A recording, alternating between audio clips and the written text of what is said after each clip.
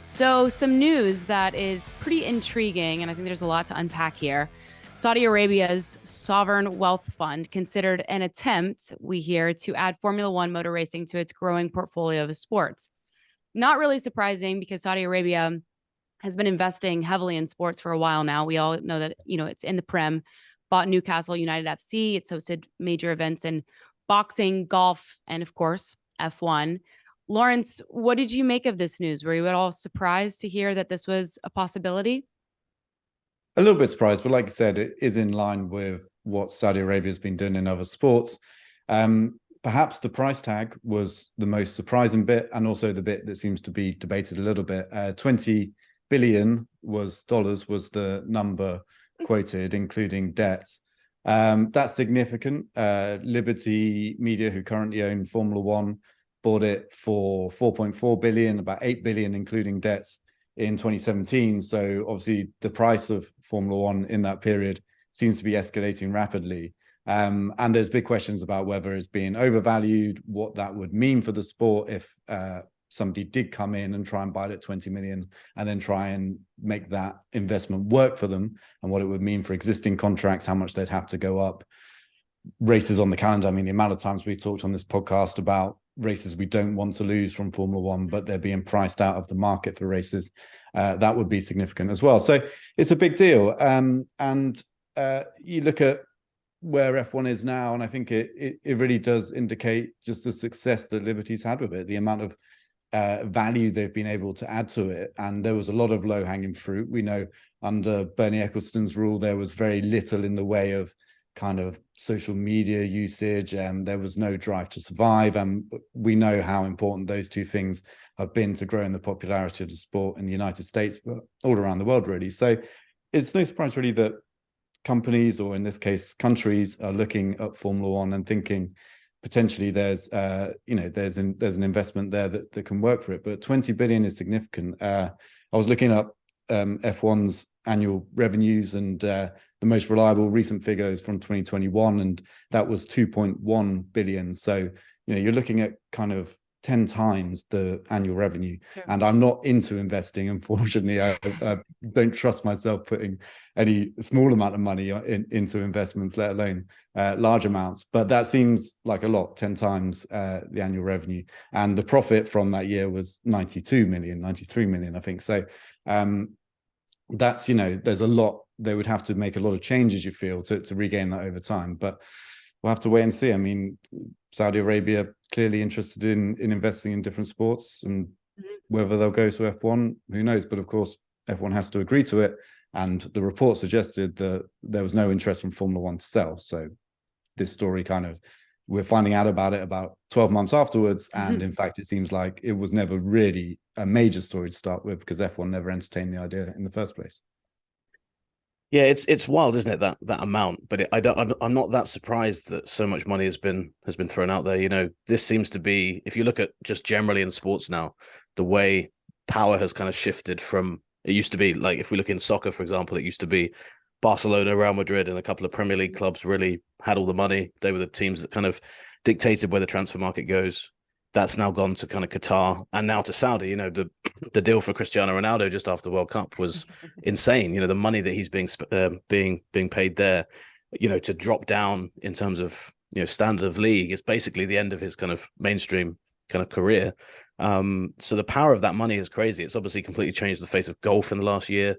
WWE currently, I think it's about $6 billion that deal looks like it might be going to the Saudis for as well. So I think this is just kind of where we're at with sports now, sadly. Like whether or not Formula One are entertaining this right now, I think it's clear that Saudi, countries in the Middle East have looked at sports and looked at big events that we have, across the world, and have said, if we can bring those here, they have the money, and money often makes it a lot easier to put events on, to get people on board with what you want to do. I mean, some of I forget exact numbers, but I'm not a huge golf fan, but some of the lower players down in the golfing kind of hierarchy said that they were being paid what their career would have been worth 10, 15, 20 times over just to go play in live golf. Not even to win, just to not play. Even yeah, exactly. And like, it's easy to sit behind a desk and say, oh well, they shouldn't do it, but if anybody was offered that kind of money, whether you're a person, whether you're a business, you immediately look at it and you say that's a,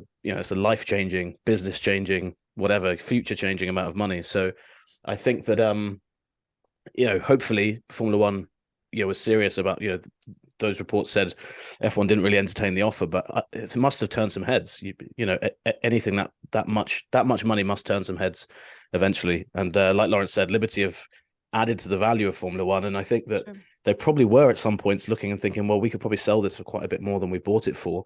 You never know, 5-6 years down the line, is that value going to tail off? Is it going to stabilize? Is it going to, you never know, it could even ease off at some point. This generation right now are obviously super popular, but what happens 5-10 years from now? So I'm sure that there'll be, thoughts and stuff like that on what you actually do with this. But I'm fascinated to know what the teams think about this as well, just after we've been talking about, they won't let Andretti in because they want to keep the prize fund as it is.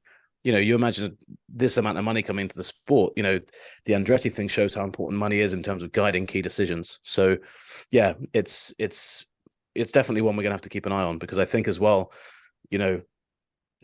there's a reason this report would have come out now. Usually these things are either leaked or they, maybe there's a formal bid being prepared, who knows. But it's crazy money. I mean, when I first saw it, I assumed there'd been a typo in the headline. I thought it must be someone's added a zero on there when they didn't need one. But yeah, it's wild. So I think this is kind of, sadly, I think in 5-10 years, I think most sports are going to have gone down this route. Sure. Let me ask you this, Laurence, back in 2017, when Liberty Media Corp made the deal, what did you think then of the valuation? It seemed about right. So I believe CVC, the previous owners, bought it for, I'm just double checking my notes here, 2 billion in 2006. So, it had gone up, but it hadn't gone up dramatically. And I think when Liberty bought it, I think a few people felt that they were paying a lot, but they really realized the potential in it. And that's the key, is that can you find ways to make that money back? Can you find ways to increase revenue? Now, Liberty's been a bit unfortunate that within their relatively short ownership of the sport, there was the COVID pandemic, which really hit revenues hard. I think they made a loss in 2020. So it made sense that eventually it sold, and I think it was the right thing for the sport at the time.